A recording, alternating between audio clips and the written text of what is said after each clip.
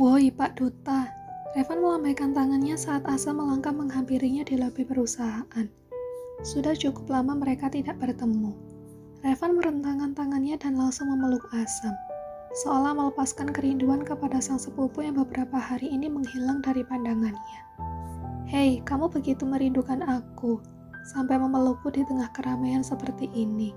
Ucap Asam yang terlihat kesusahan karena Revan sangat antusias memeluknya. Setelah beberapa saat, Revan melepaskan pelukan itu, menatap Asam dengan raut wajah sumringah. Kamu terlalu sibuk dengan dunia barumu dan melupakan aku. Sebentar lagi aku akan menyusul kamu. Mata Asam membulat saat mendengar ucapan Revan. Dia merasa baru pergi selama 1 minggu, tetapi begitu banyak berita yang belum dia ketahui. Wah, kalian benar-benar ya. Tadi aku baru tahu kalau Papa terbang ke Singapura untuk check up. Dan sekarang kamu punya kabar bahagia dan baru memberitahuku aku sekarang. Hei, jangan ngambek. Nanti aku ceritakan setelah jam istirahat. Lebih baik sekarang kamu ke ruanganku. Sudah banyak pekerjaan yang menunggu. Sekretaris kamu Rafa terlihat kewalahan akhir-akhir ini. Assalamualaikum. Mira mengetuk pintu ruang kelas di mana Yuda baru saja selesai mengajar. Para murid berhambur keluar sementara Mira beranjak masuk. Waalaikumsalam. Yuda menoleh memandangi Mira yang melangkah menghampirinya. Kamu kesini lagi. Mir, tempat kamu itu di asrama santriwati. Ustazah Dewi nanti mencari kamu.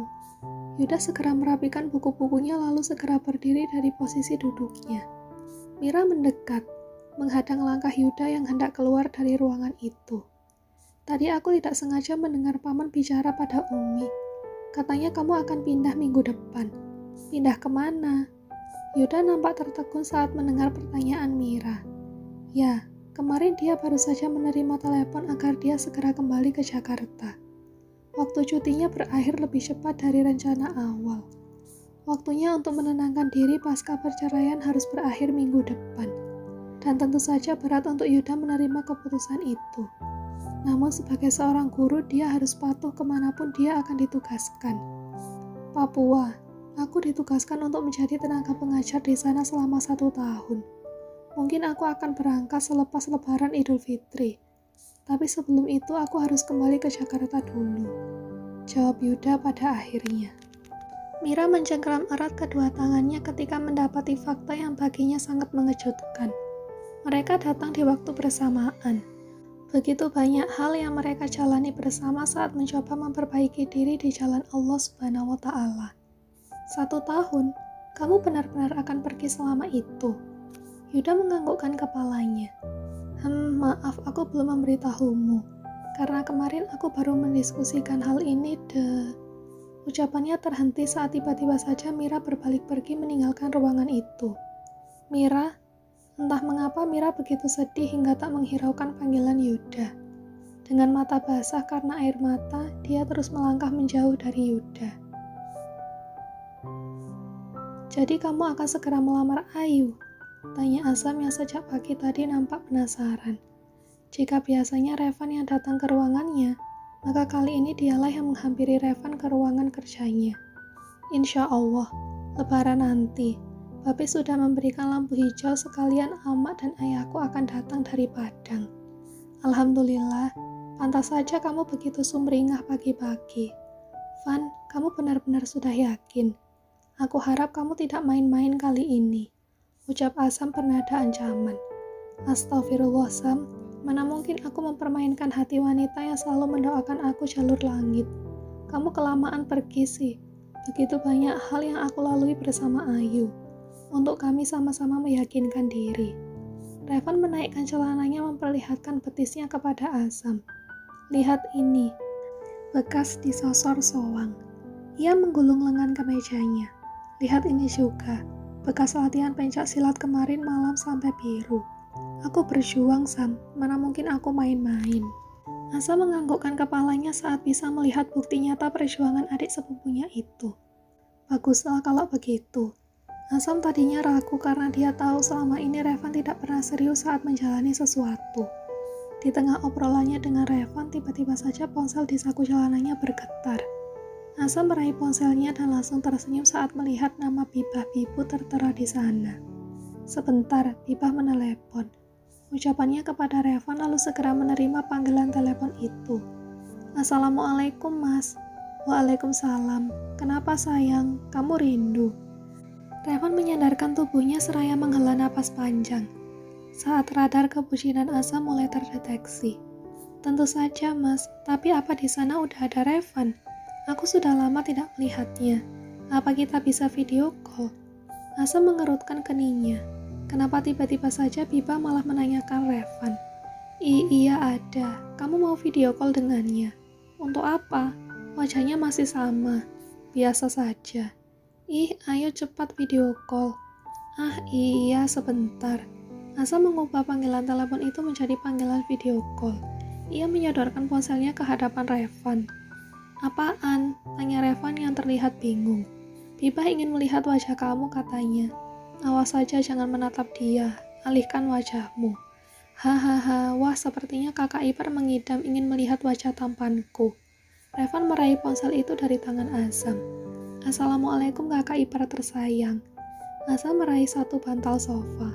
Rasanya ingin sekali dia menimpuk wajah Revan saat dengan sengaja memanas-manasinya.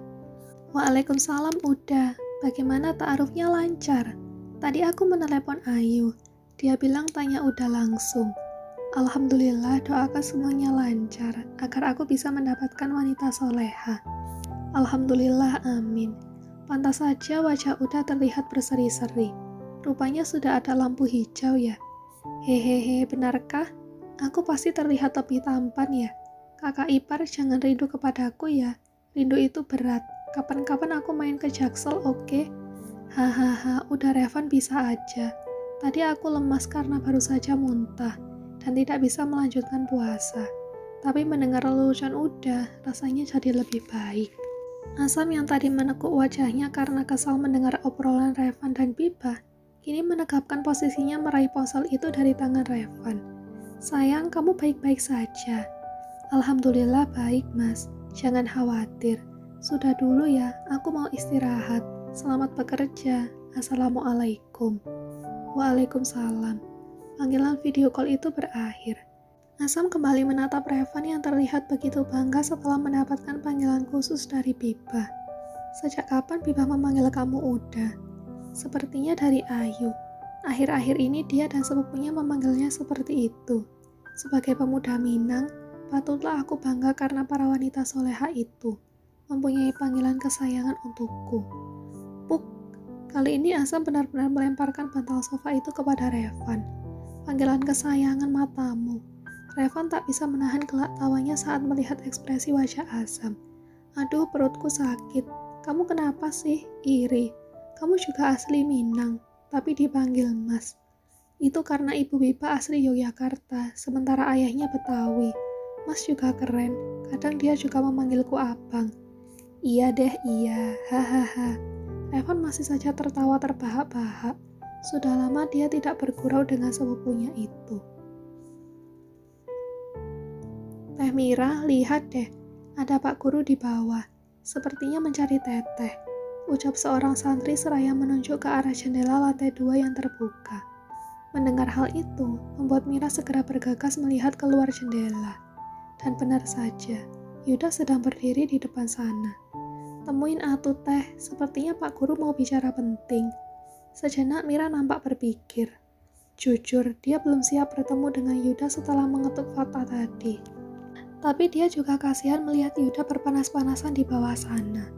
Setelah beberapa saat berpikir, Mira melangkah cepat pergi dari ruangan itu. Sesampainya di bawah, Mira menghampiri Yuda dengan raut wajah kesal yang terlihat jelas. Tumben kamu menghampiri aku ke sini. Yuda terlihat gugup karena pada dasarnya dia bukanlah pria yang pandai melunakkan hati wanita dengan kata-kata manis. Kamu marah kepadaku? Apa aku punya hak untuk marah? Mira mengalihkan pandangannya saat merasa akan segera menangis. Jujur, hatinya telah bertaut. Dia telah mendambakan pria itu dan saat ini dia sedang menunggu Yuda mengungkapkan perasaannya kepadanya. Di tengah hubungan mereka yang kian hari semakin menunjukkan perkembangan baik, tiba-tiba saja Mira harus menerima kenyataan bahwa Yuda akan pergi meninggalkannya. Meski mereka belum pernah mengungkapkan perasaan satu sama lain, tetapi hati mereka saling bicara bahwa sudah ada cinta di hati mereka masing-masing, meski tidak diungkapkan dengan kata-kata. Yuda nampak berpikir keras. Dia tidak ingin egois dengan menggantungkan harapan kepada Mira. Mira, kamu wanita yang baik. Mengenal kamu adalah salah satu hal terbaik dalam hidupku. Tapi apa? Kamu akan pergi ya kan? Sanggahnya.